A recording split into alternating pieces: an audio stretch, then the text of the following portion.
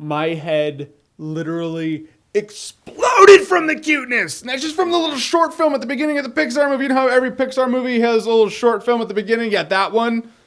I was unprepared. Adorable. All right, on with the movie review.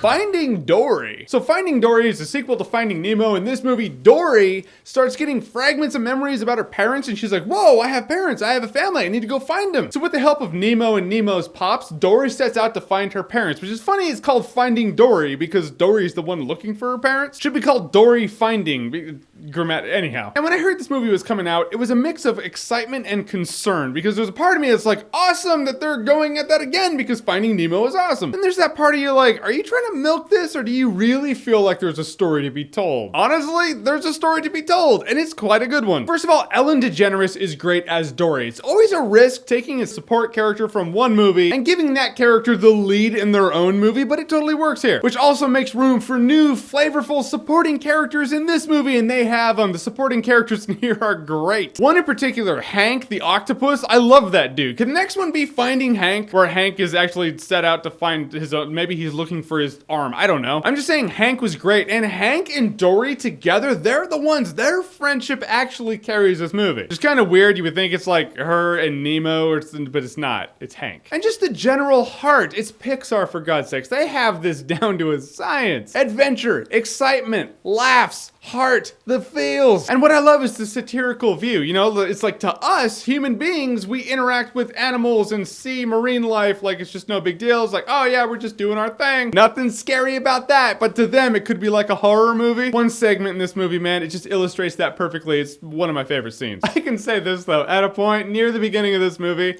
I was like, if I knew Dory personally and I had to interact with Dory, I wouldn't have the patience for it, man. I would beat my head against a wall. It's frustrating, so you get that it's frustrating for those around her to interact with her. Doesn't change the fact that when they get frustrated with Dory, you feel bad for Dory because you're like, she can't help it. She just can't remember things. And that also makes following these breadcrumbs that she has in her head, really her subconscious, interesting. Because most of the time, it's like follow the clues and it leads you to step 2, step 3, step 4, step 5. With her, it's a little different because there's just these unreliable memories in the back, in the recesses of her mind that kind of vaguely point to a clue. And even then, she's probably gonna take a wrong turn after that and a wrong turn after that because she's gonna interpret it wrong. It's a cool take on the follow the breadcrumbs thing. I can say that this movie feels like it gears down near the end, or at least one of the endings, because I feel like this movie was aiming to end about 3 times. Like it's ended, nope, it's not ending. All right, okay. Now it's gonna end, nope, we're still doing stuff. And what they're doing is interesting enough. It just made for kind of an unstable roller coaster that I'm on now. And then when the movie ends, it's just kind of like, oh, it ends. You're like, oh, abrupt end credits.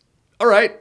I guess now we're done. But in the end, guys, Finding Dory is great. You have the laughs, you have the tears, you have the feels. The beginning of this movie, the feels are real. There is a scene in this movie, Dory, I mean, she's at her lowest low and you really feel despair. I feel like this movie has the unfortunate task of battling the nostalgia that everyone has and holds near and dear to their hearts of Finding Nemo. Don't look at it as a battle, just look at it as a companion piece. I will certainly say Finding Dory is definitely worth watching and definitely worth buying on Blu-ray. I really feel like statistically everybody, I say statistically everybody because that still leaves that variance of people who won't, but I'm talking 99.9% of people who watch this movie will like this movie. It all depends on how much they like it, between like and love. All right, guys, so Finding Dory, have you seen it? What did you think about it? And how does it compare to Finding Nemo for you? Whatever you think, comment below, let me know. And as always, if you like what you've seen here and you want to see more, click right here to see more.